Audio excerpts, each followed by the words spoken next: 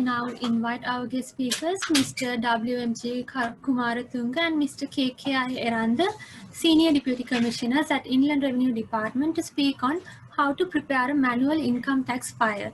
මගේ මේ ළඟ ආරාධනය ශ්‍රී ලංකා දේශීය ආදායම් දෙපාර්තමේන්තුවේ ජ්‍යෙෂ්ඨ සහකාර කොමසාරිස් W.M. කුමාරතුංග මහතා හා K.K.I. එරන්ද මහතා වෙතටයි. අපි මීට සුළු මොහොතකට කලින් දුටුවා ඔබගේ සංගමයේ වශයෙන් කරන ලද සමීක්ෂණයක ප්‍රතිඵල. අතරම ඊටාම බොහොම හොඳ ප්‍රතිඵල කිහිපයක් අපට දකින්න ලැබුණේ. අතරම ඉන්ටරෙස්ටිං. ඒ වගේ තත්ත්වයක් අපි දන්නවා බාරදූර වෘත්තියක නිරත වෙන රටේ වැදගත් වෘත්තියක නිරත වෙන විශේෂයෙන්ම වැදගත් වෘත්තීන් අතරේ වැදගත්ම වෘත්තිය කියලා සලකන වෘත්තියක නිරත වෙන ඔබට මේ බදු සම්බන්ධ විශේෂ ශාස්ත්‍රය සම්පූර්ණ පරිබාහිර විශේෂ ශාස්ත්‍රයක්. නමුත් බුදුරජාණන් වහන්සේ කියනවානේ ලෝකේ සියල්ල අනිත්‍යයි කියලා. නමුත් සමහරු කියනවා බදු විතරක් නිට්ටයයි කියලා. මොකද හේතුව කෙනෙක් මැරුණහමවත් මේ බදු බැඳියාව ඉවර වෙන්නේ නැහැ. ඔහුගේ බාරකරුවන්, ඔහුගේ දේපල බාර ගන්න අය, ඔහුගේ වත්කම් බාර ගන්න අය ඔහු වෙනුවෙන් බදු ගෙවන්න බැඳිලා ඉන්නවා. ඒ නිසා මේ බදු කියන විශේෂ ශාස්ත්‍රය හරි පුදුමාකාර එකක්. මැරිලවත් නිදහස් වෙන්න බැරි විශේෂ ශාස්ත්‍රයක් විදියට තමයි විද්වත්තු බදු කියන එක සලකන්නේ. කෙසේ වෙතත් අපි මීට කලින් මමත් කුමාරතුංගත් මීට කලින් වෛද්‍ය නිලධාරීන්ගේ සංගමයට මේ බදු සම්බන්ධ මීට කලින් වර්ක්ෂොප් එකක් තිබුණා. එතෙන්දී අපි බොහොම අමාරුවක වැටුනේ. හේතුව තමයි අපිට එන්න සිද්ධ වුණේ ඕගොල්ලන්ට ගෙවූ බදු ප්‍රමාණය වගේ දෙතුන් ගුණයක් වැඩි බදු ප්‍රමාණයක් අය කරන්නට රජය ගත් තීරණය සාධාරණීකරණය කිරීම තමයි අපිට එදා පැවරලා තිබුණේ. මොකද එදා ඔයගොල්ලන්ගේ බදු නොකැපුණු බදු ගැන කිසිම අදහසක් තිබුණේ නැති ගොඩක් වෛද්‍ය නිලධාරීන්ට ඔවුන්ගේ වැටුපෙන් හිතූ ගමන් එකපාර මහ විශාල මුදලක් බදු විදියට කැපෙන්න පටන් ගත්තා. මේ කැපෙන්න පටන් ගන්නවත් එක්කම මහා උනන්දුවක් ඇති වුණා අපිට මේ බදු ගැන අපි දැනගන්න ඕනයි කියලා. ඒ අවස්ථාවේ ඒ ගැන පැහැදිලි කරන්නට අපි ඔබ හමු වුණා. එතනදී අපි පැහැදිලි කරේ රජයේ ප්‍රතිපත්තිය සහ බදු ආදායම ඔබ බදු කියන එකට ඇතුළත් වුණේ කොහොමද? මේ දෙකේ සම්බන්ධතාවය මොනවද? කොයි විදිහටද බදු අය කරන කෙනෙක් බදු ගෙවන කෙනෙක් කටයුතු කරන්න ඕනේ කියන කාර්යය තිබුණේ. එදා අපි ඔබට පැහැදිලි කරේ රජයේ ප්‍රතිපත්තියක් නිසා ඔබට දැඩි ලෙස ඒක ඉෆෙක්ට් වෙන වෙලාවේ ඒ ඉෆෙක්ට් එකට කොහොමද මුහුණ දෙන්නේ කියලා. හැබැයි අද අපි කතා කරන්න ඇවිල්ලා තියෙන ඊට වෙනස් කතාවක්. මේ වන විට රජයේ ප්‍රතිපත්තිය අනුව වෛද්‍යවරුන් සහ වෘත්තීය වේදීන් වෙනුවෙන් සහ ව්‍යාපාර කරන අය වෙනුවෙන් දැනට රටේ පවතින බදු ප්‍රතිපත්තිය මීට කලින් වසර කිහිපයකට පැවතිච්ච ප්‍රතිපත්තියට වඩා බොහොම ලිහිල් ප්‍රතිපත්තියක් බවට පත් වෙලා. අද වෙනකොට බදු ක්‍රමේදී ඔබගෙන් අයවන බදු මුදල් ප්‍රමාණය පෙර වර්ෂයට හා සාපේක්ෂව බැලුවොත් අඩු වෙනවා. ඒ නිසා අද අපි ඇවිත් ඉන්නේ අඩුවීමේ ක්‍රමය ගැන කියන්නේ. හැබැයි මෙතන දෙකක් තියෙනවා. බදු වැඩි වෙනකොට බදු ක්‍රමය හරි සරලයි. මොකද වැඩි වෙන බදු ප්‍රමාණය එකපාර කපා ගත්තා හරි මොකක් හරි එතනින් කතන්දර ඉවරයි. එක්ක අපි සබ්මිට් කරන්න තියෙන ડોකියුමන්ට්ස් ප්‍රමාණය අඩුයි. හැබැයි සහන වැඩි වෙනකොට නිදහස වැඩි වෙනකොට මේක සංකීර්ණ වෙනවා ටික ටික. මේක සංකීර්ණ වෙනවත් එක්කම අපි සබ්මිට් කරන්න තියෙන ඒවාත් වැඩි වෙනවා. දැන් උදාහරණයකට කලින් පේයි ටැක්ස් එක විදියට නම් කැපුණේ ඒ පේයි ටැක්ස් එක කැපෙන ප්‍රමාණයට අදාළ වෙන බදු අනුපාතයක් අපිට නැත්තම් අපිට පුරවන්න තියෙන්නේ පේයි ටැක්ස් එකට අදාළ කොටස විතරයි. පේයි සර්ටිෆිකේට් එක ලැබෙනවා නම් ප්‍රශ්න ඉවරයි. නමුත් දැන් එහෙම නෙමෙයි. අපි සහන වැඩියෙන් ඉල්ලන්න ඒ ඉල්ලන හැම සහනයක්ම අපිට ප්‍රූව් කරන්න සර්ටිෆිකේට් සමුනන්න. ඒවට අදාළව උපලේඛන පුරවන්න වෙනවා. ඒ නිසා මේ ක්‍රමය පොඩ්ඩක් සංකීර්ණ වෙනවා දැන්. හේතුව අපි පුරවන්න ඕන උපලේඛන පුරවන්න ඕන වාර්තා වැඩි. ඒ වගේම මේ 2007 අංක 24 දරන දේශීය ආදායම් පනත හඳුන්වලා දෙනකොට විශාල කාර්යයක් සිද්ධ වුණා. එහිදී බදු නොගෙවන පිරිස ඉලක්ක කරගෙන බදු පනතේ නීතිමය බලය පුළුල් ප්‍රමාණයකින් වැඩි කරා. විතරක් නෙමෙයි මේ බදු පනතේ තියෙන නීතිමය රැකවරණය බදු පනතට විශාල ලෙස වැඩි කරා. මේ වැඩි කරපු හින්දා මේකට බැඳෙන බැඳියාව වගේම ඒ බැඳියාව කඩ කරන්නට දෙහිව ගන්න නීතිමය ක්‍රියාමාර්ග දඩ මුදල් සහ බන්ධනාගාරගත කිරීම කියන නීතිමය රෙගුලාස් කරන නීතිමය තත්ත්වය ඒකින් වැඩි කරා. ඒක වැඩි කරා කියන්නේ අපේ බැඳියාව අපි නොගෙවුවොත් ඕ සාවද්‍ය වාර්තා ඉදිරිපත් කරොත් ඕ අඩුවෙන් ඉදිරිපත් කරොත් ඊට අදාළව මෙතෙක් පැවති නීතිමය ක්‍රියාදාමයට වඩා නීතිමය රැකවරණයක් අලුත් බදු පනත තුලින් කොමසාරිස් ජෙනරාල්වරයාට සපයලා තියෙනවා. මේ නිසාම තමයි මේ බදු පනත අඳුනලා දෙනකොට සමාජ කතිකාවතක් ගියා මේක සුපිරි කොමසාරිස් ජෙනරාල්වරයා බී කරනවාද කියලා. ඉතින් ඇහුවේ කොමසාරිස් ජෙනරාල්වරයාට නියම කරන ආකෘති පත්‍රය මත වාර්තාවක් ඉදිරිපත් කළ බදු ගෙවන්නට පුද්ගලයන් අනිවාර්යෙන් බැඳී සිටින තත්ත්වයක් මේ පනතත් එක්ක ඇති කරලා තියෙනවා. ඒ කියන්නේ මේ බදු පනත යටතේ බදු අයවන සීමාවට වඩා අපි ඉක්මවා ගිහින් නම් at least 1 rupee we must එක mandatory වගකීමක් තමයි tax return එකක් submit කරන්න. හැබැයි මේකේ දැන් අද බදු පනතේදී අපි අද කතා කරන්නේ මීට කලින් වසරේ තිබුණේ මාසෙකට රුපියල් ලක්ෂයකට වඩා වැඩි ආදායමක් තියෙන අය විතරයි බදු ගොනුවක් පවත්වාගෙන යන්න ඕනේ. හැබැයි දැන් මේ සීමාව ඉහළ දාලා තියෙනවා මාසෙකට 2,50,000ට වඩා වැඩි ආදායමක් තියෙන හැමෝම බදු වාර්තාවක් සම්පූර්ණ කරලා බාර දෙන්න ඕනේ. මේ 2,50,000 සීමාව ඉක්මව යනවා නම් අනිවාර්යෙන් බදු ගොනුවක් පවත්වාගෙන යා යුතුයි. දේශීය ආදායම් කොමසාරිස් ජෙනරාල්වරයා නිකුත් කරනු ලබන ආකෘති පත්‍රය පදනම් කරගත් බදු වාර්තාවක් දේශීය ආදායම් දෙපාර්තමේන්තුවට සම්පූර්ණ කර බාර දිය යුතුයි. මේක අනිවාර්ය වගකීම් දෙකක්. මේ වගකීම පැහැහැරියොත් ඒ සඳහා තියෙන නීතිමය තත්ත්වය වැඩි කරපු නිසා අපි අනිවාර්යයෙන්ම ලොකු වරදක් කළා වෙනවා විතරක් නෙමෙයි ඒ වරදට තියෙන දඬුවම් ප්‍රමාණයත් පසුගිය තාලේ තිබුණු ප්‍රමාණයට වඩා දෙගුණ තෙගුණ වෙලායි තියෙන්නේ. අපි ඒ ගැන පසුව කතා කරමු අපිට අවශ්‍ය නම්. කෙසේ වෙතත් මාසෙකට 2,50,000 කියන්නේ මේ ටේක් හෝම් සැලරි එක නෙමෙයි. දැන් අපේ කලින් ප්‍රසන්ටේෂන් එකේ පෙන්වුවා ටේක් හෝම් සැලරි එක වැඩි වෙලා ඔයගොල්ලෝගේ දැන් 2.40 සීමා 40 ගාන සීමාවට කියලා 2 ඔෆිසර් කෙනෙක්ගේ. නමුත් බදු බැඳරියාවේදී සලකා බලන්නේ ටේක් හෝම් සැලරි එක නෙවෙයි ඔබගේ වැටුප් පත්‍රයේ තියෙන ග්‍රොස් සැලරි දල වැටුප කියන අගය. මේ දල වැටුප කියන අගය මාසයකට 2,50,000 හෝ වර්ෂයකට මිලියන 3 කියන සීමාව තමයි දැන් අලුත් තියෙන බදු නීති.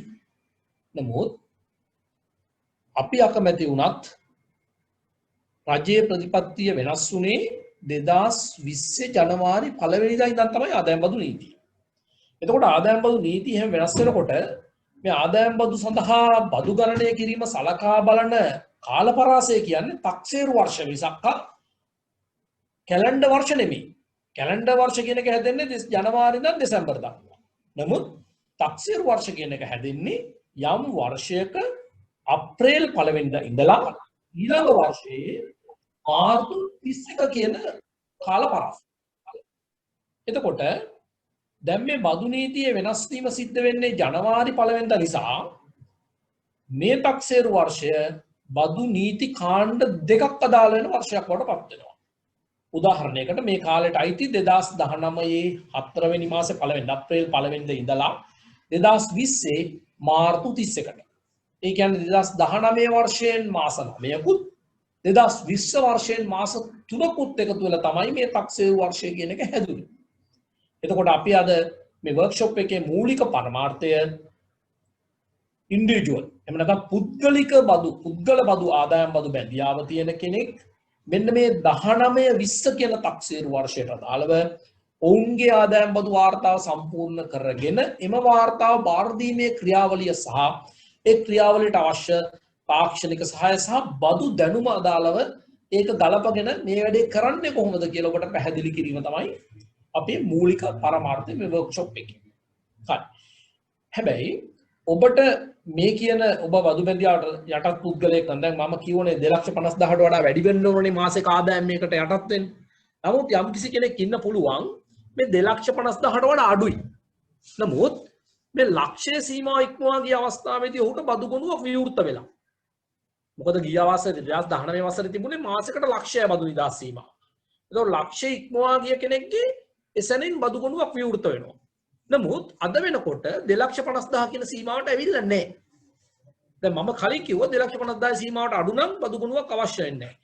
නමුත් ලක්ෂ්‍ය සීමාව ඉක්මවා ගිය අවස්ථාවේදීම ඔබට බදු ගොනුවක් විවෘත වෙලා මේ වෙනකොට බදු ගොනුවක් තියෙනවා.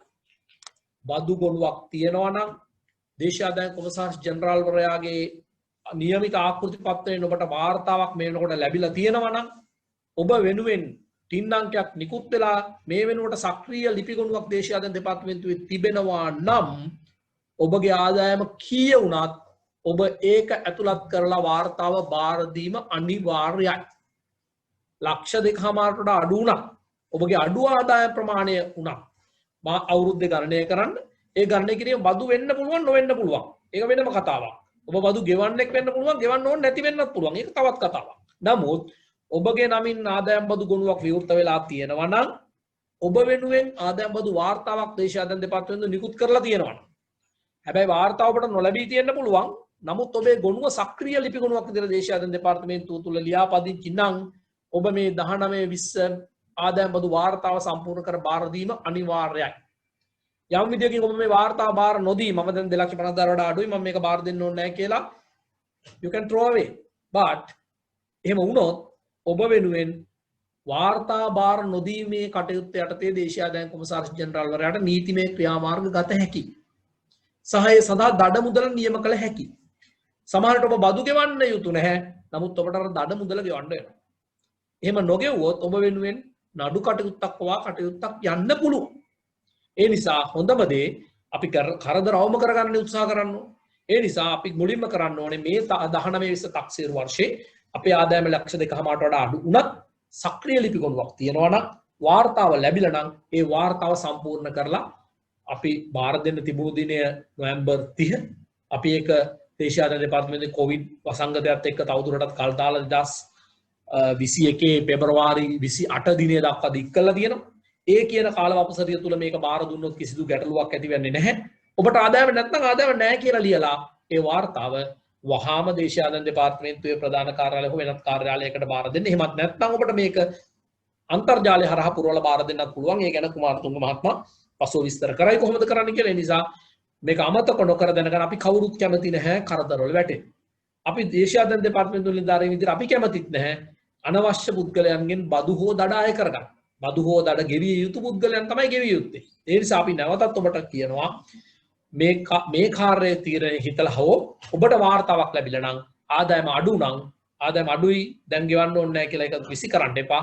ඒකේ ආදායම අඩු බව ලියලා බදු ගෙවීමට මම යටත් වෙන්නේ නැහැ කරුණාකරලා මගේ ලිපි ගොනු අවලංගු කර දෙන්න කියලා ලියලා ඒ වාර්තාව දේශීය ආදායම් දෙපාර්තමේන්තුවට බාර දෙන්න. එතකොට ඔබේ අනුවෙන් තියෙන සක්‍රීය ලිපි ගොනුව අක්‍රීය හෝ සක්‍රීය ලිපි ගොනුව අවලංගු හෝ වෙන්න පුළුවන්. අන්න එහෙම ඔබගේ ලිපි ගොනුව අක්‍රීය හෝ අවලංගු වුණොත් පමණයි ඔබ වාර්තා බාර නොදිය යුතු වන්නේ.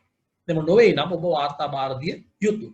හැබැයි ඔබගේ ආදායම ලක්ෂ 2.5 සීමාව පනිනවා නම් ඔබට දැනට ආදායම් පොදු ගොනුවක් නැතත් ඔබ වහාම ආදායම් පොදු ගොනුවක් විවෘත කරගෙන ඒ ආදායමට අදාළව වාර්තා පුරවලා බාර දෙන්න ඕනේ. මොකද ලංකාවේ දැනට තියෙන නීතිය තමයි 2,50,000කට වඩා මාසික ආදායම ඉක්මවා යන යම් පුද්ගලෙක් සිටිනවා නම් ඔහු ආදායම් කොමසාරිස් ජෙනරාල් වරයා නියම කරන නියමිත ආකෘතියේ වාර්තාවක් සම්පූර්ණ කර තමාට අදාළ බද්ද ගෙවිය යුතුයි කියන එක.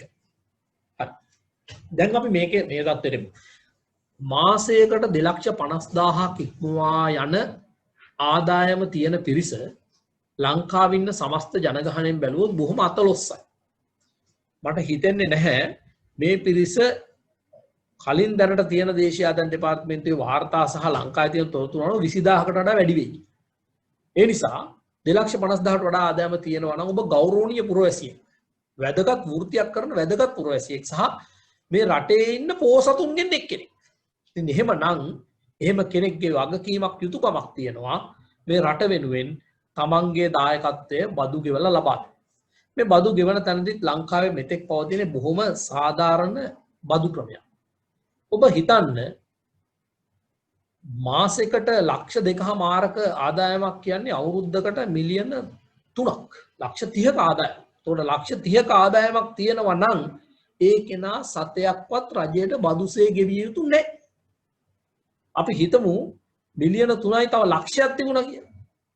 මිලියන 3යි ලක්ෂයක් තියෙන කෙනෙක් පවා ගෙවිය යුතු වන්නේ අර අමතර ලක්ෂයට අදාළ මුදලට ගැනෙන 106ක ප්‍රතිශතය විතරයි. මේ විදිහට බැලුවොත් මාසයකට මිලියනයක වැටුපක් ගන්න කෙනෙක් ගෙවිය යුතු වන්නේ ඒ මාසයේ මිලියනය වෙනුවෙන් රුපියල් 90000ක විතර මුදලක් තමයි බද්ද වෙන්නේ. ඔබ හිතන්නකෝ මාසයකට මම මිලියනයක් උපයනවා. ඉතින් ඒකෙන් 90000ක බද්දක් රජයට ගෙවනවා කියන එක මගේ යුතුයකමක් සහ වගකීමක් වෙනවා. මොකද මෙහෙම රජයක් බදු ප්‍රතිපත්තියක් අනුගමනය කරලා බදු එකතු කරන්නේ ඇයි? අපට බයෙන් සැකෙන් තොරව ජීවත් වෙන්න පුළුවන් වෙනවා. මිනිස්සුන්ට රැකියාවක් කරලා ගෙදර ගිහිල්ලා දරු පවුලක සතුටෙන් ජීවත් වෙන්න පුළුවන් වෙනවා. හොරහතුරු අඩු වෙන්න ඕන. ජාතික ආරක්ෂාව කියලා එකක් හැදෙන්න ඕන. ජාතික සෞඛ්‍ය කියලා එකක් හැදෙන්න ඕන. ජාතික අධ්‍යාපනය කියලා එකක් හැදෙන්න ඕන. මේ ඔක්කොම පවතින සාමකාමී වටපිටාවක රටක් තියෙන්න ඕන. මේ ඔක්කොටම අදාළ දේ සිද්ධ වෙන්නේ මෙන්න මේ ගෙවන බදු මුදලින්. ඒ නිසා බදු මුදල ඉතා සාධාරණ ක්‍රමයක් දැනට ලංකාවේ පවතින්නේ. ඒ ක්‍රමය යටතේ ඔබට අනුගත වෙන්නට අවශ්‍ය කරන සියලු තාක්ෂණික සහාය ලබා දෙන්නට දේශීය ආදායම් දෙපාර්තමේන්තුවේ නිලධාරීන් බැඳී සිටිනවා. ඒ විතරක් නෙවෙයි සෑම ප්‍රධාන කාර්යාලය සහ ප්‍රාදේශීය කාර්යාලය හැම එකකම අපි නිලධාරීන් යොමු කරලා තියෙනවා මේ සම්බන්ධයෙන් වාර්තා පුරවා ගැනීම සම්බන්ධයෙන් උපදෙස් ලබා දෙන්නට. ගැටලුවක් තියෙනවා නම් Tamanට අවශ්‍ය කළමනා ටික සූදානම් කරගෙන Tamanගේ දැනට තියෙන ආදායම් වියදම් විස්තර ටික එකතු කරගෙන ඒ නිලධාරියෙක් හම්බෙලා මේකට පහසුකම් සලසාගෙන මේ වාර්තාව බාර දෙන්න පුළුවන්. එහෙම හැකියාවක් අපි හදලා තියෙනවා. ඒ නිසා විශේෂයෙන්ම මේකට වෙනම පුද්ගලයෝ හොයාගෙන යන්න උවමනා නැහැ. අපි උදාහරණයක් හිතමුකෝ. එක් වෛද්‍යවරයෙක් ඉන්නවා. ඔහු වෙන මුකුත් විශේෂ දෙයක් කරන්නේ නැහැ. මොහු කරන්නේ වෛද්‍ය වෘත්තිය විතරයි. මේ වෘත්තියෙන් ලැබෙන වැටුප පමණයි ආදායමක් විදියට තියෙන්නේ. එමුනම් මේක බොහොම ලේසි. ඔබගේ මාස 12 වැටුප් ටික එකතු කරගත්තා නම් මේක ඔබ විසින්ම පුරවලා විනාඩි 10ක් වගේ කාලයක් ඇතුළත සම්පූර්ණ කරලා බාර දෙන්නත් හැකියාව තියෙනවා ඔන්ලයින් ක්‍රමයේ යටතේ. අපි ඒක ඉදිරියට කතා කරමු. එතකොට දැනට තියෙන බදු බැඳියාවට අදාළ බදු නීතිය සම්මත වෙලා තියෙන 2017 අංක 24 දරන දේශීය ආදායම් බදු පනතෙන්. මේ පනත බොහොම බලවත් පනතක්. මේ බදු පනත පැනවුවේ යහපාලන රජය බලයේ සිටින අවස්ථාවේ මේ පනත පැනුවේ බදු වංචාකරුවන්ට බදු වංචා කරන්නට ඉඩ නොදෙන්නට දැඩි නීති රීති සහ දැඩි දඩ රාමුවක් ඇති කරලා කලින් පැවති නීති රීති ඉතා විශාල ලෙස වෙනස් ක්‍රමයකදී වෙනස් කර විතරක් නෙවෙයි මේ නීති සමහර ඒවායේ ලැබෙන දඬුවම දෙගුණ තෙගුණ වෙලා දැවෙන දඩ 100,000 ගුණයකින් වැඩි කරලා තියෙනවා. ඒ නිසා කෙසේ වෙතත් කොවිඩ් වසංගතයත් එක්ක දේශීය ආදායම් දෙපාර්තමේන්තුවේ නිලධාරීන් බොහොම ෆෙයා සිස්ටම් එකක් තමයි මිනිස්සුන්ට හඳුන්වලා දෙන්නේ. එතකොට දැනට අපි බදු වාර්තා බාර දිය යුතු කෙබුණු කාලයක් දික් කරලා තියෙනවා. ඒ නිසා අපි බලාපොරොත්තු වෙනවා මේ අතිරේක කාලය තුල බදු වාර්තා පුරවලා ඔබ විසින් මේක බාර දෙයි කියලා. මම හිතන්නේ මේ ස්ලයිඩ් එකේ කියවන්න තරම් ලොකු දෙයක් නැහැ. මේක නැහැ කියලා ලියලා ඒ වාර්තාව වහාම දේශීය ආදායම් දෙපාර්තමේන්තුවේ ප්‍රධාන කාර්යාලය හෝ වෙනත් කාර්යාලයකට බාර දෙන්න. එහෙමත් නැත්නම් ඔබට මේක අන්තර්ජාලය හරහා පුරවලා බාර දෙන්නත් පුළුවන්. ඒ ගැන කුමාරතුංග මහත්මයා පසුව විස්තර කරයි කොහොමද කරන්න කියලා. ඒ නිසා මේක අමතක නොකර දැනගන්න. අපි කවුරුත් කැමති නැහැ කරදරවල වැටෙන්න. අපි දේශීය ආදායම් දෙපාර්තමේන්තුවේ නිලධාරීන් විදිහට අපි කැමතිත් නැහැ අනවශ්‍ය පුද්ගලයන්ගෙන් බදු හෝ දඩ අය කරගන්න. බදු හෝ දඩ ගෙවිය යුතු පුද්ගලයන් තමයි ගෙවිය යුත්තේ. ඒ නිසා අපි නැවතත් ඔබට කියනවා මේ කාර්යයේ තීරණය හිතලා හෝ ඔබට වාර්තාවක් ලැබිලා නම් ආදායම අඩු නම් ආදායම අඩුයි දැන් ගෙවන්න ඕනේ නැහැ කියලා ඒක විසි කරන්න එපා.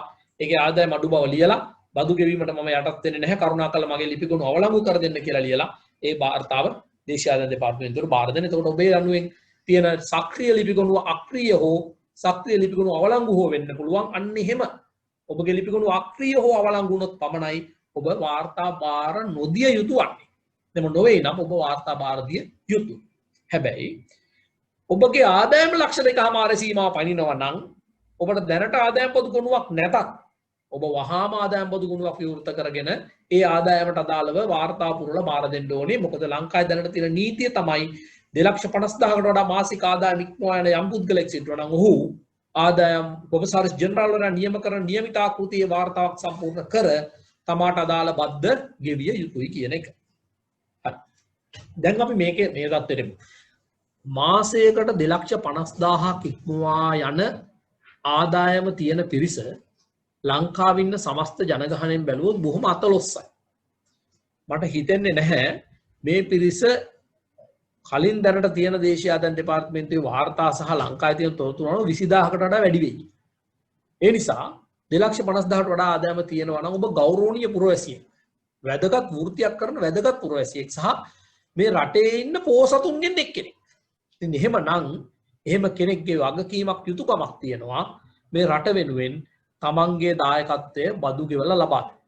මේ බදු ගෙවන තැනදීත් ලංකාවේ මෙතෙක් පවතින බොහොම සාධාරණ බදු ක්‍රමයක්. ඔබ හිතන්න මාසෙකට ලක්ෂ 2.5 ආදායමක් කියන්නේ අවුරුද්දකට මිලියන 3ක් ලක්ෂ 30ක ආදායම. එතකොට ලක්ෂ 30ක ආදායමක් තියෙනවා නම් ඒ කෙනා සතයක්වත් රජයට බදුසේ ගෙවිය යුතු නැහැ. අපි හිතමු මිලියන 3යි තව ලක්ෂයක් තිබුණා කියලා. මිලියන 3යි ලක්ෂයක් තියෙන කෙනෙක් පවා ගෙවිය යුතු වන්නේ අර අමතර ලක්ෂයට අදාළ මුදලට ගැනෙන 106ක ප්‍රතිශතය විතරයි. මේ විදිහට බැලුවොත් මාසයකට මිලියනයක වැටුපක් ගන්න කෙනෙක් ගෙවිය යුතු වන්නේ ඒ මාසයේ මිලියනය වෙනුවෙන් රුපියල් 90000ක විතර මුදලක් තමයි බද්ද වෙන්නේ. ඔබ හිතන්නකෝ මාසයකට මම මිලියනයක් උපයනවා. ඉතින් ඒකෙන් 90000ක බද්දක් රජයට ගෙවනවායි කියන එක මගේ යුතුයකමක් සහ වගකීමක් වෙනවා. මොකද මෙහෙම රජයක් බදු ප්‍රතිපත්තියක් අනුගමනය කරලා බදු එකතු කරන්නේ ඇයි? අපට බයෙන් සැකෙන් තොරව ජීවත් වෙන්න පුළුවන් වෙනවා. මිනිස්සුන්ට රැකියාවක් කරලා ගෙදර ගිහිල්ලා දරු පවුලක සතුටෙන් ජීවත් වෙන්න පුළුවන් වෙනවා. හොරහතුරු අඩු වෙන්න ඕන. ජාතික ආරක්ෂාව කියලා එකක් හැදෙන්න ඕන. ජාතික සෞඛ්‍ය කියලා එකක් හැදෙන්න ඕන. ජාතික අධ්‍යාපනය කියලා එකක් හැදෙන්න ඕන. මේ ඔක්කොම පවතින සාමකාමී වටපිටාවක රටක් තියෙන්න ඕන. මේ ඔක්කොටම අදාළ දේ සිද්ධ වෙන්නේ මෙන්න මේ කියවන බදු මුදලින්. ඒ නිසා බදු මුදල ඉතා සාධාරණ ක්‍රමයක් දැනට ලංකාවේ පවතින්නේ. ඒ ක්‍රමය යටතේ ඔබට අනුගත වෙන්නට අවශ්‍ය කරන සියලු තාක්ෂණික සහාය ලබා දෙන්නට දේශීය ආදායම් දෙපාර්තමේන්තුවේ නිලධාරීන් බැඳී සිටිනවා. ඒ විතරක් නෙවෙයි සෑම ප්‍රධාන කාර්යාලය සහ ප්‍රාදේශීය කාර්යාලය හැම එකකම අපි නිලධාරීන් යොමු කරලා තියෙනවා මේ සම්බන්ධයෙන් වාර්තා පුරවා ගැනීම සම්බන්ධයෙන් උපදෙස් ලබා දෙන්නට. ගැටලුවක් තියෙනවා නම් Tamanට අවශ්‍ය කළමනාටික සූදානම් කරගෙන Tamanගේ දැනට තියෙන ආදායම් වියදම් විස්තර ටික එකතු කරගෙන ඒ නිලධාරියෙක් හම්බෙලා මේකට පහසුකම් සලසාගෙන මේ වාර්තාව බාර දෙන්න පුළුවන්. එහෙම හැකියාවක් අපි හදලා තියෙනවා. ඒ නිසා විශේෂයෙන්ම මේකට වෙනම පුද්ගලයෝ හොයාගෙන යන්න උවමනා නැහැ. අපි උදාහරණයක් හිතමුකෝ. එක් වෛද්‍යවරයෙක් ඉන්නවා. ඔහු වෙන මුකුත් විශේෂ දෙයක් කරන්නේ නැහැ. මොහු කරන්නේ වෛද්‍ය වෘත්තිය විතරයි. මේ වෘත්තියෙන් ලැබෙන වැටුප පමණයි ආදායමක් විදියට තියෙන්නේ. එමනම් මේක බොහොම ලේසි. ඔබගේ මාස 12 වැටුප් ටික එකතු කරගත්තා නම් මේක ඔබ විසින්ම පුරවලා විනාඩි 10ක් වගේ කාලයක් ඇතුළත සම්පූර්ණ කරලා බාර දෙන්නත් හැකියාව තියෙනවා ඔන්ලයින් ක්‍රමයේ යටතේ. අපි ඒක ඉදිරියට කතා කරමු. එතකොට දැනට තියෙන බදු බැඳියාවට අදාළ බදු නීතිය සම්මත වෙලා තියෙන 2017 අංක 24 දරන දේශීය ආදායම් බදු පනතෙන්. මේ පනත බොහොම බලවත් පනතක්. මේ බදු පනත පැනවුවේ යහපාලන රජය බලයේ සිටින අවස්ථාවේ මේ පනත පැනුවේ බදු වංචාකරුවන්ට බදු වංචා කරන්නට ඉඩ නොදෙන්නට දැඩි නීති රීති සහ දැඩි දඩ රාමුවක් ඇති කරලා කලින් පැවති නීති රීති ඉතා විශාල ලෙස වෙනස් ක්‍රමයකදී වෙනස් කර විතරක් නෙවෙයි මේ නීති සමහර ඒවායින් ලැබෙන දඬුවම දෙගුණ තෙගුණ වෙලා දැවෙන දඩ 100,000 ගුණයකින් වැඩි කරලා තියෙනවා. ඒ නිසා කෙසේ වෙතත් කොවිඩ් වසංගතයත් එක්ක දේශීය ආදායම් දෙපාර්තමේන්තුවේ නිලධාරී බොහොම ෆෙයා සිස්ටම් එකක් තමයි මිනිස්සුන්ට හඳුන්වලා දෙන්නේ. එතකොට දැනට අපි බදු වාර්තා බාර දිය යුතු කෙබුණු කාලයක් දික් කරලා තියෙනවා. ඒ නිසා අපි බලාපොරොත්තු වෙනවා මේ අතිරේක කාලය තුල බදු වාර්තා පුරවලා ඔබ විසින් මේක බාර දෙයි කියලා. මම හිතන්නේ මේ ස්ලයිඩ් එකේ කියවන්න තරම් ලොකු දෙයක් නැහැ. මේක මම ඔබට කිව්වා මේවා තක්සේරු වර්ෂ කාණ්ඩ දෙකකට පවතිනවා. එක වර්ෂ කාණ්ඩයක් 2019 4 වෙනි මාසේ පළවෙනිදා 2009 10:31 කියන 2019 වර්ෂයේ මාස 9කුත් 2020 වර්ෂයේ මාස 3කුත් ආවරණය වෙන්නයි මේක සකස් වෙලා තියෙන්නේ. ඔබට මතක් කරනවා නම් මේ කාණ්ඩ දෙකේදී බදු නීතියේ විශාල වෙනස්කමක් සිද්ධ වුණා. පළමු කාණ්ඩයෙන් 2019 4 සිට 2009 12:31 දක්වා කාලයට මාසයකට ලක්ෂයක ආදායම පමණයි බද්දෙන් නිදහස් වන්නේ. ඒ කියන්නේ ලක්ෂය ඉක්මවා ගිය ප්‍රමාණයක් තියෙනවා නම් ඒ කාලයට අදාළ බද්ද ගෙවිය යුතු වෙනවා. සමහර විට ඒ කාලයට අදාළ මේ වෙන විට pay tax අය වෙලා තියෙන්න පුළුවන්. pay tax කැපෙනවා. 2020 ජනවාරි 1 2020 3:31 කියන මාස 3ට අදාළව නම් තියෙන්නේ වෙනත් නීතියක්. ඒ නීතිය යටතේදී මාසයකට 2,50,000ට වඩා ආදායම තියෙනම් පමණයි බද්දට යටත් වන්නේ. ඒ නිසා ඊට කලින් ඒ කාලයට අදාළ එක නීතියකුත් අර කාලයට අදාළ තවත් නීතියකුත් තියෙන නිසා මේ ගණනය කිරීම සංකීර්ණ වෙලා තියෙනවා. මේ සංකීර්ණ වීම හින්දා ඔබට මේක ඇත්තටම බදු ගණනය කිරීමේදී ගැටලුවක් වෙලා ඇති. මේ වෙන විටත් බදු වාර්තාව ඔබට ලැබිලා තියෙනවා නම් පිටු 20කට ආසන්න පිටු ප්‍රමාණයක් පුරවන්න තියෙනවා. ඒ පිටු 20 පුරවන්න ඔබට උපදෙස් මාලාවක් එවලා තියෙනවා පොඩි පොත් පිංචක්. ඒක ලැබිලා ඇති. ඒකේ පිටු 60කට ආසන්න උපදෙස් පොතක් තියෙනවා. ඉතින් පිටු 20ක වාර්තාවක් පුරවන්න පිටු 60ක පොතක් කියවලා මේක ලේසි පහසු කාර්යයක් නෙමෙයි. නමුත් මේක ඉතා පහසුවෙන් කරගන්නේ කොහොමද කියලා අපි මේ වර්ක්ෂොප් එක තුලදී කතා කරමු. ඒ කතා කරගෙන යනකොට අපට තේරෙයි මේක කොහොමද කරගන්නේ කොහොමද මේක පුරවන්නේ කියලා. මම දන්නවා මෙඩිකල් ඔෆිසර් කෙනෙක් විදියට මේක ඉමහත් හිස රදයක් වෙලා ඇති. මේක આવොත් අපි තා ඉස්සරහට බලමු. මේ 2000 ඔබගේ වාර්තාවක් ලැබිලා තියෙනවා නම් ඔබ බදු සම්බන්ධයෙන් මේ සෙමිනාර් එකට ඔබ සම්බන්ධ වෙලා තියෙන්නේ බදු සම්බන්ධයෙන් ඔබට යම්කිසි ගැටලුවක් තියෙන නිසා. බොහෝ දුරට මට හිතනවා 90%ක් නෙමෙයි 100%ක්ම ඔබ මේ වර්ක්ෂොප් එකට ලියාපදිංචි වෙලා ඇත්තේ ඔබට බදු ගොනුවක් මේ වන විට දේශාධිපති දෙපාර්තමේන්තුවේ පවතිනවා. එහෙම පවතිනවා නම් මේ ඔබගේ 2019-20 තක්සේරු වර්ෂයට අදාළ ඔබගේ ආදායම් මත බදු ගෙවිය යුතුයි. ඒ ඔබගේ ආදායම සකස් වෙන ප්‍රධාන සෝර්සස් හතරක් තියෙනවා. මේ එම්ප්ලොයිමන්ට් ඉන්කම් කියන්නේ ඔබගේ රැකියාවෙන් ලැබෙන ආදායම, වැටුප. බිස්නස් ඉන්කම් කියන්නේ ඔබ යම් කිසි විදියකින් වෙනත් ව්‍යාපාරයක් පවත්වාගෙන ගිහින් තනියෙන් හරි හවුලේ හරි ලබන ආදායම. උදාහරණයකට අපි හිතමුකෝ ඔබ මෙඩිකල් ක්ලිනික් එකක් පවත්වනවා. නැත්නම් කාගේ හරි ක්ලිනික් එක වැඩට යනවා. එහෙම ලැබෙන ආදායම.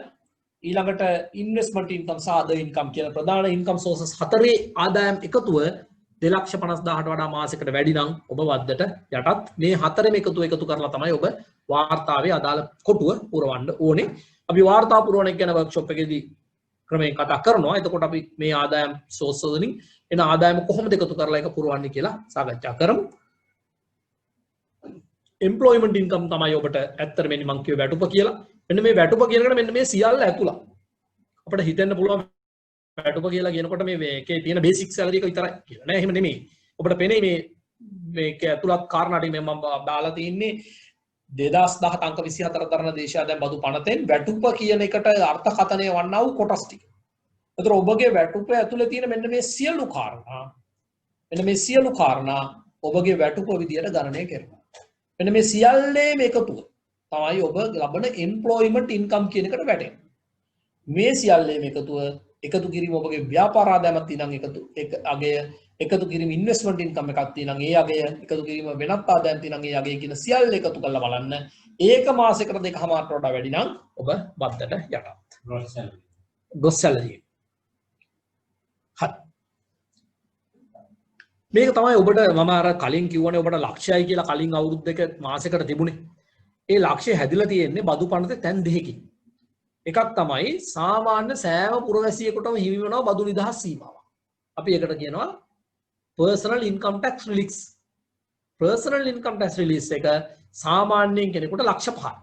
ඒ කලින් පැවති නීතිය මේ 2020 ජනවාරි 1 වෙනිදාට පෙර පැවති නීතිය. ඒ යටතේ ඕන කෙනෙකුට ලක්ෂ 5ක බදු නිදහස් දීමනාවක් හිමි. ඒ කියන්නේ යම් කෙනෙක් වර්ෂයකට ලක්ෂ 5ට වඩා වැඩි ආදායමක් ලබනවා නම් ඒ කෙනා කලින් බදු පනත යටතේ 2020 ජනවාරි 1 වෙනිදාට පෙර පැවති නීතිය යටතේ බද්දට යටත් පුද්ගලයෙක් වුණා. හැබැයි ඒ නීතියේදී වෘත්තීය වේදීන්ට විශේෂ සාහනයක් සලසන්නේ කොහොමද? යම් කෙනෙකුට රැකියාව එම්ප්ලොයිමන්ට් ඉන්කම් එකක් නම් තියෙන්නේ ඒ කෙනාට අර ලක්ෂ 5ට අමතරව තව ලක්ෂ 7ක දීමනාවක් ලැබෙනවා. ඒ කියන්නේ එම්ප්ලොයිමන්ට් ඉන්කම් කියන එක තියෙන කෙනෙක් නම් ඒ කෙනාට වර්ෂයකට ලක්ෂ 12ක් මේ ලක්ෂ 5 එකතු කිරීම ලක්ෂ 7 කියන ලක්ෂ 12ක බදු නිදහස් සීමාවක් හිමි වෙනවා. මේ ලක්ෂ 12 තක්සේරු වර්ෂයට දාලා මාස 12න් බෙදුවහම එක මාසයකට එන්නේ ලක්ෂ 9ක්. මෙන්න මේ විදිහට තමයි එක මාසයකට එන්නේ ලක්ෂයයි. මේ මාස 9න් බෙදුවහම එන ලක්ෂය කියන එක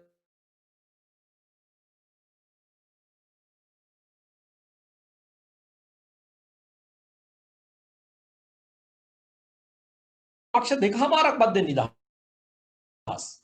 හැබැයි ඒක නීතියෙන් පනවලා තියෙන්නේ මෙතනින් සිට ඉදිරියට වර්ෂයකදී මිලියන 3ක සීමා ඉක්මවන අය පමණයි බද්දට යටත් වෙන්නේ. එතකොට මිලියන 3 කියන එක 12න් බෙදුවහම එක මාසයකට එනවා 2,50,000. ඒ නිසා තමයි එතන 2,50,000 කියන එක හැදිලා තියෙන්නේ.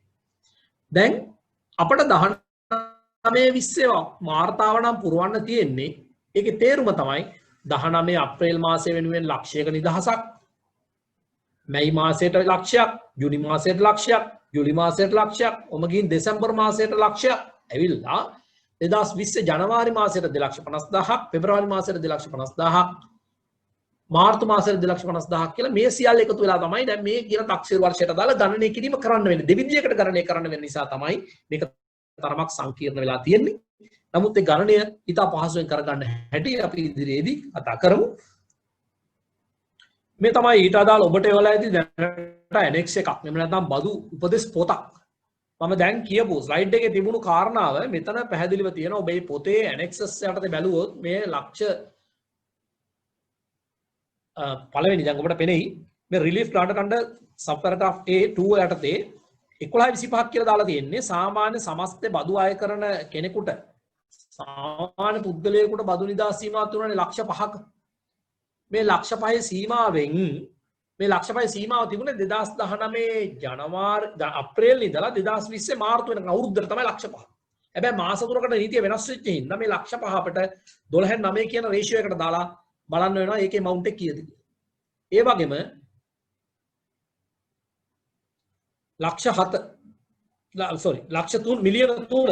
මිලියන 3 කියන්නේ මේ අවුරුද්දේ තියෙන සීමාව. ඒක අපිට බලන්න වෙනවා 12න් 3ට දාලා. මේ මිලියන 3 දීලා තින්නේ තක්සේරු වර්ෂයකට. අර මිලියන ලක්ෂ 5 දීලා තින්නේ තක්සේරු වර්ෂයකට. එතකොට අපිට මේ තක්සේරු වර්ෂ දෙකේ කොටස් දෙක කඩලා බලන්න වෙනවා. අරකට 12න් 9ක් අයිති වෙනවා. මේකට 12න් 3ක් අයිති වෙනවා. ඒ යටතේ මේ කියන තක්සේරු වර්ෂයට කොතරම් ප්‍රමාණයක් බදු නිදහස් සීමාවට අයිතිද කියලායි මේ බලන්නේ. ඒ යටතේ එනවා 11,25,000ක් බදු නිදහස් සීමාවට අයිති. අපිට මේක පැහැදිලි වෙන්න ඇති. 2019 මාස 9 සඳහා ලක්ෂ 5න් 12න් 9කුත් 2020 මාස 3 සඳහා මිලියන 3න් 12න් 3කුත් කියන අගය ගණනය කරලා ඒ දෙක එකතු කරලා තමයි මේ 11.25 කියන එකක් ගන්න. හැබැයි මීට අමතරව 2019 වර්ෂයේ වෘත්තිකයන්ට ඒ කියන්නේ එම්ප්ලොයිමන්ට් ඉන්කම් තියෙනට ලක්ෂ 7ක සීමාවක් තිබුණා. අන්නේ ලක්ෂ 7 සීමාව 12න් 9ට ගණනය කළා තමයි මේ එම්ප්ලොයිමන්ට් රිලීෆ් 5.25 කියන එක හදලා තියෙන්නේ. ඔබට පේනවා ස්ලයිඩ් එකේ දෙවෙනි B කොටසේ එම්ප්ලොයිමන්ට් රිලීෆ් කියලා පෙන්නලා තියෙන්නේ. එම්ප්ලොයිමන්ට් රිලීෆ් එක 2019 දෙසැම්බර් 31 පමණ වෙනකම් පමණයි තිබුණේ. අපි ඒ කාලේ දුන්න ලක්ෂ 7ක සීමාව කර 5යි එකතු වෙලානේ 12 හැදුනේ. එතකොට උඩ ගණනය කරලා දිනේ 5 එක, යට ගණනය කරලා දිනේ 7 එක. તો ලක්ෂ 7 12න් 9ට ගණනය කරාම 5.25ක් දක්වා එම්ප්ලොයිමන්ට් ඉන්කම් එකට බදු රිලීස් එකක් හම්බ වෙනවා. මේ කියන තක්සේරු වර්ෂයට. ඒ කියන්නේ 19 20 තක්සේරු වර්ෂයට. 19 තක්සේරු වර්ෂයට එම්ප්ලොයිමන්ට් ඉන්කම් තියෙන කෙනෙකුගේ බදු නිදහස් ප්‍රමාණය 11.25යි 11,25,000 එකතු කිරීම 5,25,000 කියන දෙකේ එකතුවට සමාන වෙනවා.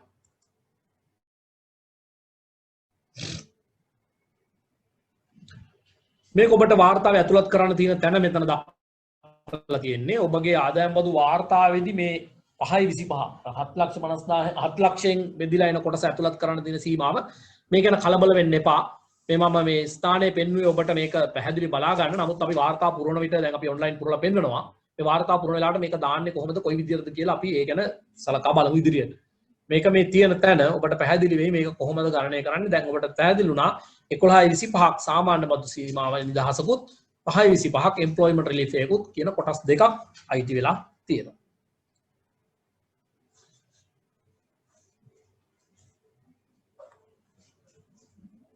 ඊට අමතරව මේ නව බදු නීතිය යටතේ 2020 ජනවාරි 1 වෙනිදා ඉඳන් දැන් අපේ දුටුවා ඔබට මුලින් මේක අපේ වර්ක්ෂොප් එක හඳුන්වා දෙන අවස්ථාවේදී පැහැදිලි කරලා දුන්නා අපයට තිබුණු යම් වියදම් අඩු කරන්නට ඉඩ දීලා නැහැ කියලා. 2017 අංක 24 දන්න පනත යටතේ වියදම් අඩු කරන්න ඉඩ දීලා නැහැ. ඒක වියදම් සමස්තය සමුච්චය සලකලා තමයි අර ප්‍රොෆෙෂනල්ස්ලට ලක්ෂ 7ක කියන සීමාව දුන්නේ. ඒ සීමාව ඇතුලේ මේ ඔක්කොම හැබැයි දැන් මේ කියන 2020 ජනවාරි 1 වෙනිදා එහෙම ප්‍රොෆෙෂනල්ස්ලට වෙනම අඩු වෙන සීමාවක් නැහැ. ලක්ෂ 7 සීමාව අයින් කළා. අමර මිලියන 3 සීමාව දක්වා මේක ගෙනිච්චේ. ඒ විතරක් නෙමෙයි. හැබැයි මෙන්න මේ කියන කොටස් ඇතුළත් කරමින් එක්ස්පෙන්ඩිචර් රිලීෆ් එකක් අලුතෙන් හඳුන්වලා දීලා තියෙනවා. ඒ අර්ථේ හෙල්ත් එක්ස්පෙන්ඩිචර්, මෙඩිකල් ඉන්ෂුරන්ස්, ඊළාට এডুকেෂන් එක්ස්පෙන්ඩිචර් මේ කියන ඔබ කියන මෙන්න මේ කියන වියදම් වර්ග 1යි 2යි 3යි 4යි 5ක් තියෙනවා. මෙන්න මේ වියදම් වර්ග 5 ඔබ සතුව තියෙනවා නම් මේ තක්සේරු වර්ෂය තුලදී මේ කියන වියදම් 5ට අදාළ යම් කිසි වියදමක් දරා තියෙනවා නම් ඒ වියදම් වල එකතු සමුච්චිතාගය අරගෙන ඒ සමුච්චිතාගය ලක්ෂ 3ක් දක්වා අඩු කරන්නට හැකියාවක් තියෙනවා. මෙන්න මේ කියන වියදම් වර්ග 5 අරගන්න.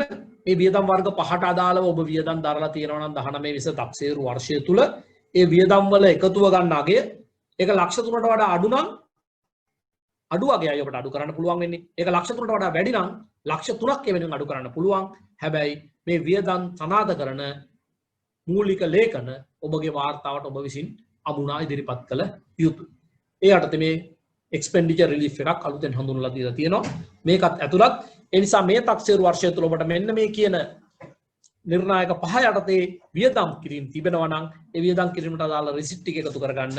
ඒ රිසිට්ස් ටිකට අදාළ ඒක සනාථ කරන ලියවිලි තියෙනවා නම් ඒ අගය ලක්ෂ 3ක් දක්වා ඔබගේ වියදම් ලෙස අඩු කරන්නට හැකියාවක් තියෙනවා.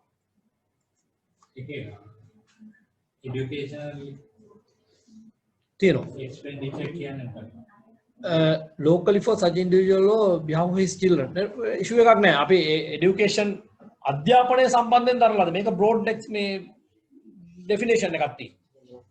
locally submit කරපු ඕනෑම education expenditure එකක් මේකට ගන්න පුළුවන්. so broad මේ පනතේ නිර්වචනයේ broad. එතකොට මේ amount එක අරගෙන හැබැයි ඒක සීමා වෙනවා අර කියන amount එකට. ලක්ෂ approved pension scheme එක WNO. ඔව්.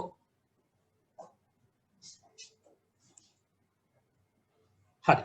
ඊට අමතරව තවත් අඩු කරගන්න පුළුවන් කමක් තියෙනවා මෙන්න මේ qualifying payment කියන එක. ඒ වෙනවා සුදුසුකම් ලබන ගෙවීම කියන. ඒකෙදිත් යම් සීමාවක් තියෙනවා. approved charitable institute එකකට යම් කිසි වියදමක් දරලා වියදමක් අපි විසින් දරලා තියෙනවා නම් ඒක අඩු කරන්න පුළුවන් යම් සීමාවකට යටත්. accessible income එකෙන්. නැත්නම් තක්සේරු වන ආදායමෙන් 4න් එකක්. එහෙම නැත්නම් බදු අය වන ආදායමෙන් 3න් එකක් කියන සීමාවට යටත්ද රුපියල් 75000ක් දක්වා ඩොනේට් කරපු මුදල් ලබා ගන්න හැකියාව තියෙනවා අඩු කරගන්න ආදායම් බදු ගෙවීම. මේක මේවා කලින් තිබිච්ච අය නිසා මේ 2017 අංක 24 දරන පනතේදී සමහර ඒවා අයින් කරන්න කලින් ඉඳන් තිබිච්චා බදු ගොනු තිබුණු බොහෝ අය මේක දන්නවා. මොකද ඒ කාලේ තිබුණා සුදුසුකම් ලබන ගෙවීම විදියට මේ charitable institute වලට කරන පරිත්‍යාග රජයට කරන පරිත්‍යාග ඒවා අඩු කරගන්න මේ charitable institute එකකට කරන එක තමයි මෙහෙම සීමාවට යටත් වන්නේ. නමුත් රජයට කරන පරිත්‍යාග නම් මේව සීමාවට යටත් වෙන්නේ නැහැ. ඒ අර්ථය අඩු කරන්න පුළුවන් ඒ මුළු මුදලම. රජයට කියන එකදී අදහස් කරන රජයේ පාසල් වලට රජය ඒකත් නිර්වචනය කරලා තියෙනවා බදු පනතෙම. ඔබට ඒක බලා ගන්න පුළුවන්. මේ මම ඔබට දැක්වූ කලින් ස්ලයිඩ් එකේ දැක්වූ කොටසට අදාළ නීතිමය තත්ත්වය මේක දක්වලා තියෙන ඔබට යොමු ගයිඩ්ලයින් එකෙත් එතන ඒක බලා ගන්න පුළුවන්. ඊට අමතරව මෙන්න මේ එක්සෙම්පෂන් එක හඳුන්වලා දීලා තියෙනවා.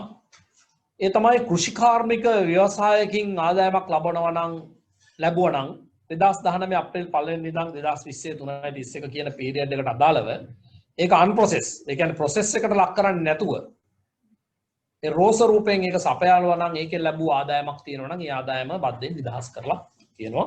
නිදහස් ලේඛනයට මේක එකතු කරලා තියෙන්නේ. ඊට අමතරව දක්වු නිදහස් කිරීම කීපයක් තමයි මේ දැන් කතා කරන්නේ. providing information technology and enable service may be prescribed දක්වලා තියෙන මේවා පනතේ දක්වලා තියෙනවා නිදහස් පාණ්ඩ ලේඛන නිදහස් ලේඛනයට ඇතුළත් කරලා තියෙනවා. ඒ නිසා මේ කියන කොටස් ඔබගේ ආදායම විදිහට සලකන්නේ නැහැ. ඒවා නිදහස් කිරීම විදිහටයි සලකන්නේ. අපි ඊළඟ ටේබල් එකට මේක තමයි වැදගත්ම දේ. ඔබට 2019 මම කිව්වනේ මේ තක්සේරු වර්ෂයේ කාලි දෙකකට කැඩනවා කියන්නේ. මේක කැඩෙනවා මාස 9ක් එක තක්සේරුව එක අවුරුද්දකට අනෙක් මාස 9 අනෙක් මාස 3 ඊළඟ අවුරුද්දට. තක්සේරුව සකස් වෙන්නේ එහෙමයි. හැබැයි මේ දෙකේදී නීතිය වෙනස් වුණා. ඔබට අර බදු නිදහස් සීමාව වෙනස් වුණාseම බදු ගලපන ලද අනුපාතයත් වෙනස් වෙලා තියෙනවා. ඒ නිසා මේ බදු ගණනය වෙන අනුපාතය 2019 4.1 ඉඳලා 2019 12.31 දක්වා යන්නේ මෙන්න මේ ක්‍රමෙට. 4,50,000ක් සඳහා මුලින්ම ආදායමේ 4,50,000ට 4යි ඊළඟ 4,50,000ට 8යි මේක 124ක් දක්වා යනවා 4,50,000 ස්ලැබ් වලින්. හැබැයි ඊළඟ අවුරුද්දේ මාස 3 යන්නේ 7.50 ස්ලැබ් වලින්. මොකද මාසෙකට 2,50,000 නිදහස්නේ. එතකොට මාස 3ට 7,50,000 නිදහස් වෙනවා. ඊට අමතර කොටස මිලියන 3 ස්ලැබ්ස් යන්නේ 106යි 112යි 118යි කියන ස්ලැබ්ස් වලට තමයි ඒක ගණනය කරන්නේ. මේක තක්සේරු වර්ෂයේ මේ කෑලි දෙකකට කැඩීමේ ඉඳලා දෙවිදියකට ගණනය කරන්න සිද්ධ වෙනවා. ඒ බව තමයි මේකෙන් පෙන්눔 කරන්නේ. ඊළඟට වැදගත්ම දේ. ඔබ මේ වෙනකොටත් 19 20 තක්සේරු වර්ෂයට අදාළ පේමන්ට්ස් කළා ඇති. ඒ කියන්නේ බදු ගෙවලා තියෙන යම් මුදල්. අපිට අර කොළ හැම මාස 3කටම සැරයක් එනවනේ කොළයක්. ඒ කොළේ එවන්නේ බදු ගෙවන්න. ඒක කියන්නේ අපි අර estimate tax return එකක් submit කරලා අපේ මාස 3 ආදායම මෙච්චරයි කියලා estimate එකක් අරගෙන ඒ estimate එකට දාන අපි බද්දක් ගෙවනවා. බොහෝ දුරට ඔබ සතුව මේ එකක් දෙකක් තුනක් හතරක් පහක් මෙතන පහක් තියෙනවනේ. ගෙවීම් පහම කරපු ස්ලිප් පහ තියෙන්නත් පුළුවන්. එහෙම නැත්නම් එකක් දෙකක් කරපු ස්ලිප් තියෙන්නත් පුළුවන්. සාඩ එකක්වත් කරලා නැති වෙන්නත් පුළුවන්. නමුත් දැන් අපි අර ගණනය කිරීමක් කලින් පෙන්නුවානේ. ඒ යටතේ ඔබගේ ආදායම හොයාගෙන ඒ ආදායමට ගණනය කිරීමක් කරාම ඔබ ගෙවිය යුතු බද්දක් එනවනම් අපි හිතමු උදාහරණයකට අපි ගෙවිය යුතු බද්දක් විතර ලක්ෂ 2ක් එනවා. අපි දැන් මේ ස්ලිප්ස් බැලුවාම අපි ගෙවලා තියෙන්නේ එක ස්ලිප් එකයි. ඒකේ ගෙවලා තියෙනවා අපි උදාහරණයකට මේ 19202 කියන එකට ලක්ෂයක් ගෙවලා තියෙනවා. ඊට වඩා මුඛයක් එක්කවත් ගෙවලා නැහැ. එහෙම ගෙවලා නැත්නම් අර අපි ගෙවන්න ඕන ගාණෙන් ගෙවපු දැන් ලක්ෂය අඩු කරාම තව ලක්ෂයක් ගෙවන්න එපා. ඒක ඊටාම ඉක්මනින් මෙන්න මේ අවසන් කෝඩ් නම්බර් එක දාලා 19200 දාලා ඊටාම ඉක්මනින් ගෙවන්න. මොකද මේක ප්‍රමාද වෙන දිනයක් පාසා ඒෂියාදන් දෙපාර්තමේන්තුවේ දැනට ක්‍රියාත්මක වන්නා වූ රැමිස් පද්ධතිය හරහා ඔටෝමැටිකලි දඩ පැනවෙනවා. දඩ පැනවීම පසක තැබේවා. ඒකට පොලියකුත් අය වෙනවා. දැන් අලුත් බදු පන දෙයට ඉන්ට්‍රස්ට් එකකුත් දාලා තියෙනවා. පරක් වෙන හැම මාසයක් දක්වාම 1.1.5ක ප්‍රමාණයක පොලියක් එකතු වෙනවා. මේ දඩය සම්බන්ධයෙන් කොමසාරි ජෙනරාල් වරයාට යම් සහනයක් ලබා දිය හැකි වුවත් මේ පොලිය සම්බන්ධයෙන් කිසිදු සහනයක් ලබා දිය නොහැකි. ඒ නිසා පේමන්ට් එකක් කරන්න තියෙනවා නම් ඔබගේ මේ ගණනය කිරීම තුළ ඊටාම ඉක්මනින් මේ අවසන් කෝඩ් එක 19200 කියන කෝඩ් එක දාලා ඒ මුදල ලංකා බැංකුව හරහා දේශීය ආදායම් කොමසාරි ජෙනරාල් ගිණුමට ප්‍රේෂණය කරන්න.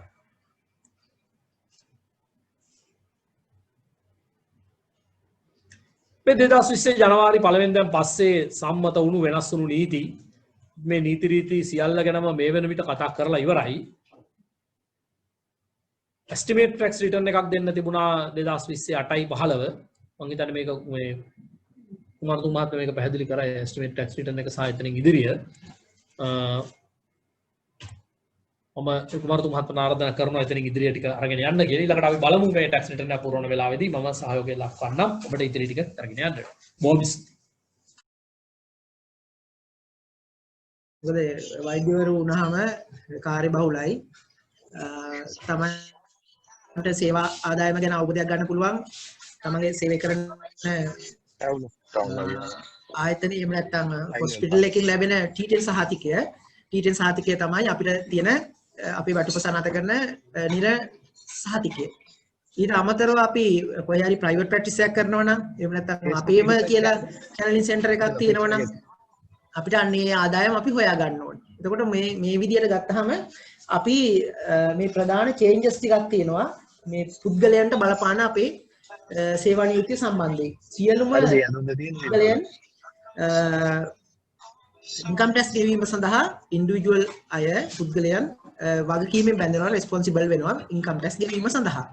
ඒ වගේම අපි මේ 2020 ජනවාරි 1 වෙනිදාට පේයි ටැක්ස් කියන එක ඇබොලිෂ් කරලා දානවා. ලංකාවේ අයින් කරලා දානවා.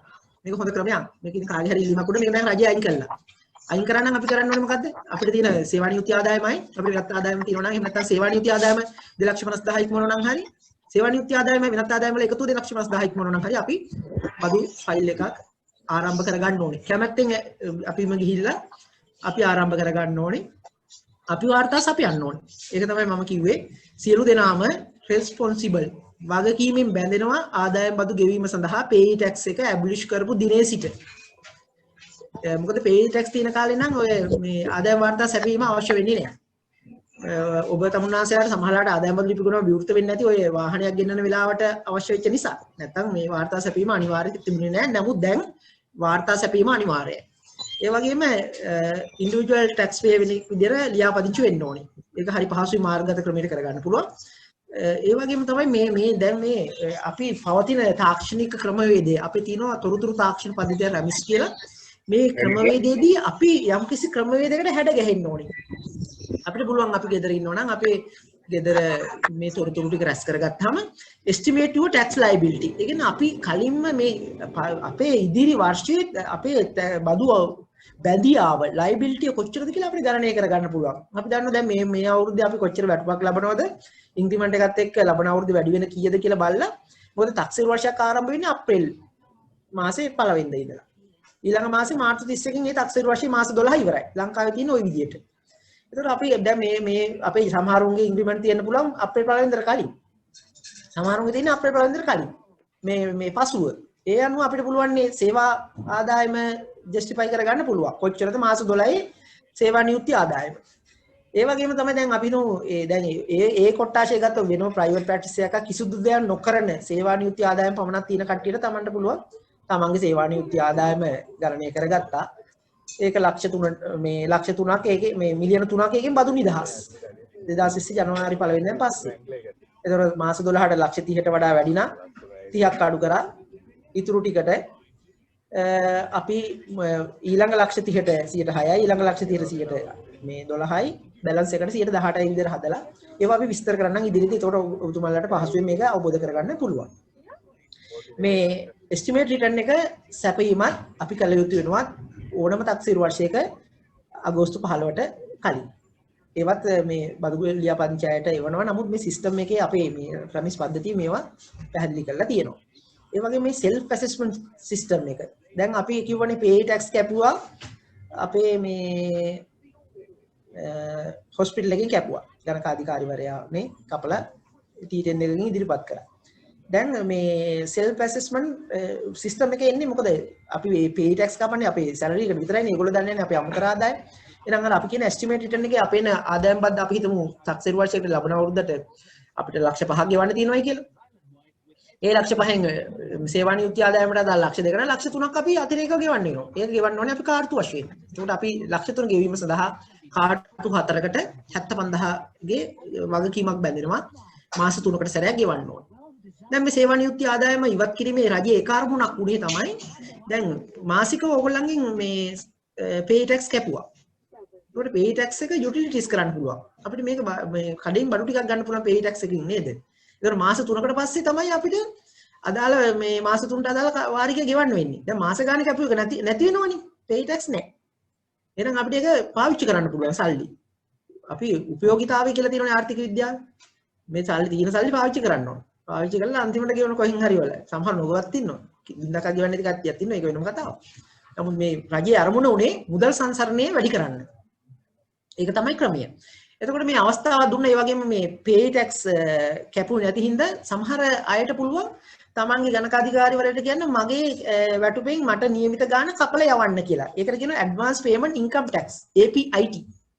ඒවට උපදෙස් නිකුත් කරලා තිනවා පුවත්පත් මගේ. මම ඒව ඩිස්ප්ලේ කරන්නම් ඔබතුමාලට බලා ගන්න.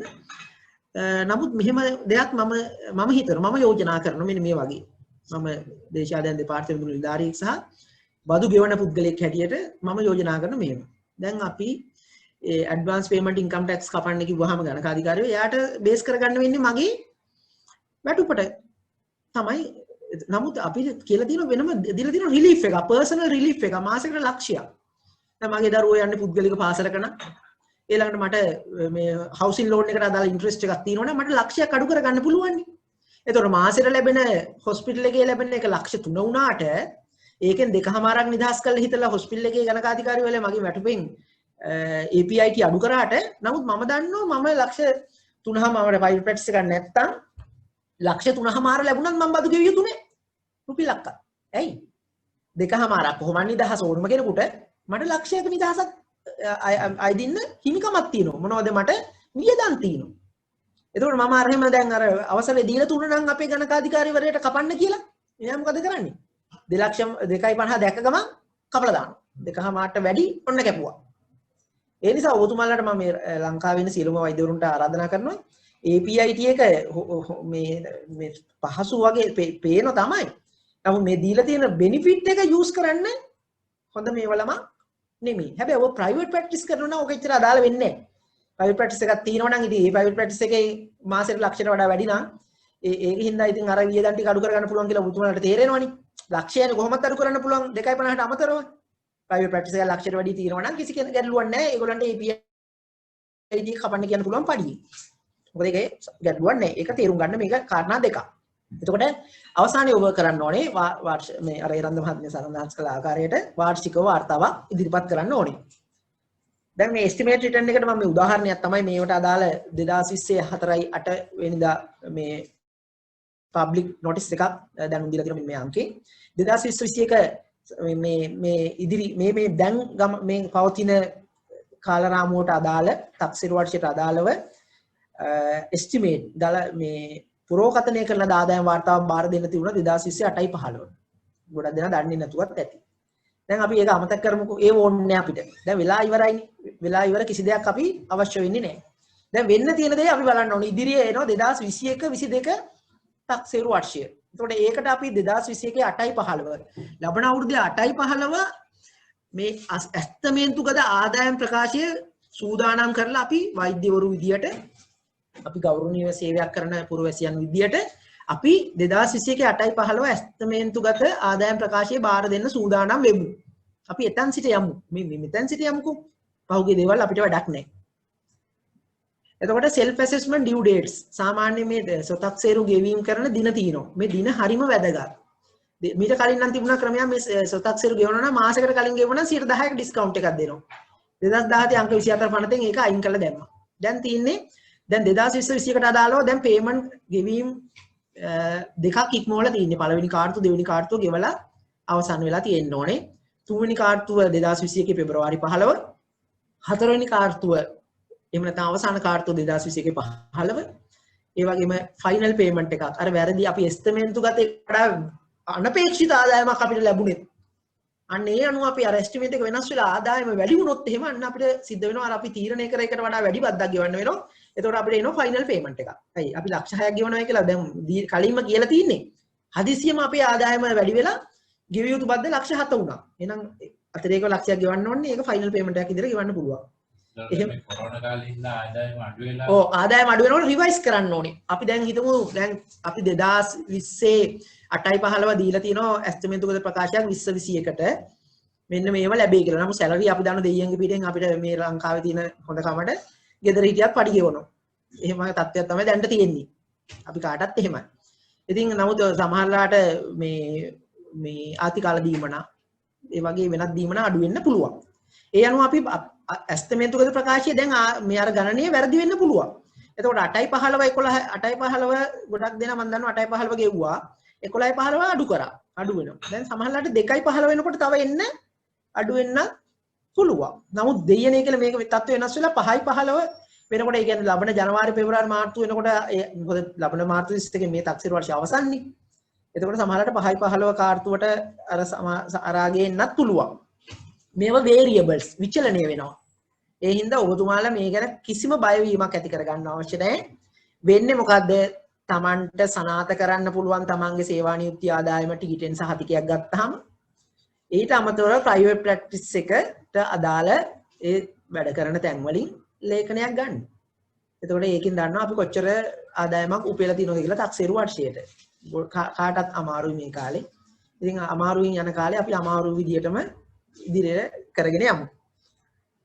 e-payments ඇත්තටම e-payments කියන්නේ මාර්ගගත ක්‍රමයට කොහොමද ආදායම් බදු ගෙවන්නේ. මම කතා කරන්නේ ආදායම් බදු ගෙවන එකනේ. නැත්නම් e-payments ගැන ඔබතුමාලට කියන්න බෑ. ඔබතුමාලා තමයි හොඳටම e-payments කරන්නේ වෙනත් කාරණා සම්බන්ධයෙන්. ලංකාවේ මේ